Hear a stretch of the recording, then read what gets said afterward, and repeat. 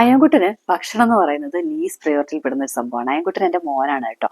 അപ്പൊ എൻ്റെ അല്ലെങ്കിൽ എല്ലാ പാരൻസിന്റെയും ഏറ്റവും ഹൈ പ്രയോറിറ്റി എന്ന് പറയുന്നതാണെങ്കിലും ഭക്ഷണം തന്നെയാണ്. കാരണം ഭക്ഷണം കഴിച്ചില്ലെങ്കിൽ ഉറപ്പായിട്ടും നമുക്ക് ഭയങ്കര സങ്കടമായിരിക്കും.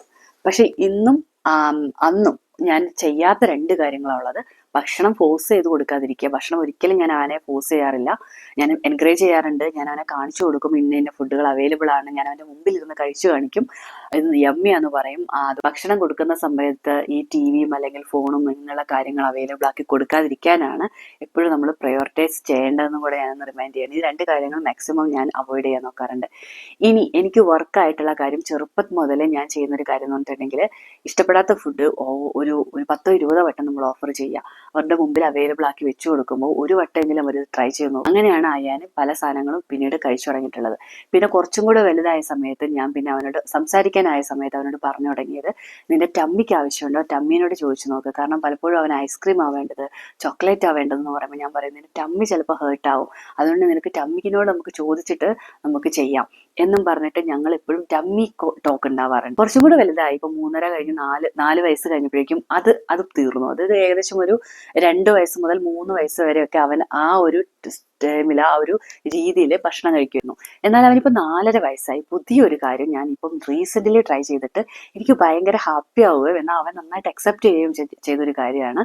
അവനോട് ഓരോ കഴിക്കുന്ന ഫുഡിനും എന്താണ് അടങ്ങിയിട്ടുള്ളതെന്ന് പറയുന്നത്. പാലിനെ പറ്റി പറയാ, രാവിലെ ബ്രേക്ക്ഫാസ്റ്റ് കഴിക്കുമ്പോൾ നിനക്ക് ഇത്ര എനർജി കിട്ടിയായാനെ, നീ ഇന്ന് പോകുമ്പോൾ നിനക്ക് ഇത്ര എനർജി ഉണ്ടാവാൻ ചാൻസ് ഉണ്ട്, നീ നോക്കണം കേട്ടോ. ഉച്ചയാകുമ്പോഴേക്കും നീ ടയേർഡ് ആവുകയാണെങ്കിൽ നിന്റെ ബാഗിൽ ഇത്രയും സാധനങ്ങൾ വെച്ചിട്ടുണ്ട്, അതിൽ ഇന്ന സാധനങ്ങളുണ്ട്, ആ സംഭവത്തിലൊക്കെ ഇന്ന പ്രോട്ടീൻ ആണ് അല്ലെങ്കിൽ ഇന്ന വൈറ്റമിൻ അടങ്ങിയിട്ടുണ്ട് എന്ന് പറയുമ്പോൾ എൻ്റെ മോന് ശരിക്കും അത് കേൾക്കുമ്പോൾ ഭയങ്കര എന്തോ ഒരു താല്പര്യം, അവൻ്റെ ബോഡിക്ക് എന്തോ നല്ലത് കിട്ടുന്നു എന്ന് അവൻ പറയുന്നുണ്ട്. അതുപോലെ തന്നെ മറ്റൊരു കാര്യമാണ് നമ്മൾ കുട്ടികളെ ഭീഷണിപ്പെടുത്തി ഭക്ഷണം കൊടുക്കാതിരിക്കുക എന്ന് പറയുന്നത്.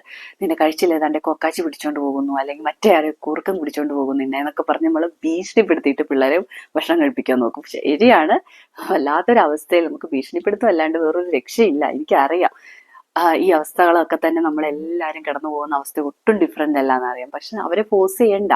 കാരണം വേറൊരു റിയാലിറ്റി എന്ന് പറയുന്നത്, ഈ കൈയില്ലേ, ഈ കൈയുടെ ഇത്ര ആവശ്യമുള്ളവർക്ക് ഭക്ഷണം, അവരുടെ കുഞ്ഞു കൈയാണ്. ആ കുഞ്ഞു കൈ ഇങ്ങനെ ചുരുട്ടി പിടിച്ചു കഴിഞ്ഞാൽ ഈ വട്ടത്തിൽ കാണുന്ന സാധനമേ അവർക്ക് ആവശ്യമുള്ളൂ.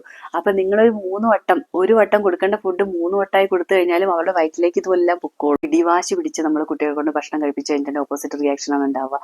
അതുകൊണ്ട് തന്നെ പലപ്പോഴും നമ്മൾ ഇങ്ങനെ ട്രൈ ചെയ്യുന്ന പല കാര്യങ്ങളും കുട്ടികൾക്ക് ഹെൽപ്ഫുൾ ആയിട്ടും വരാറുണ്ട്. അപ്പൊ നിങ്ങളതൊന്ന് ട്രൈ ചെയ്ത് നോക്കുക. നല്ലതാണെങ്കിൽ നിങ്ങൾ കമന്റിൽ പറയണം. അതുപോലെ തന്നെ എൻ്റെ ചാനൽ സബ്സ്ക്രൈബ് ചെയ്യാനും മറന്നു പോകരുത് കേട്ടോ.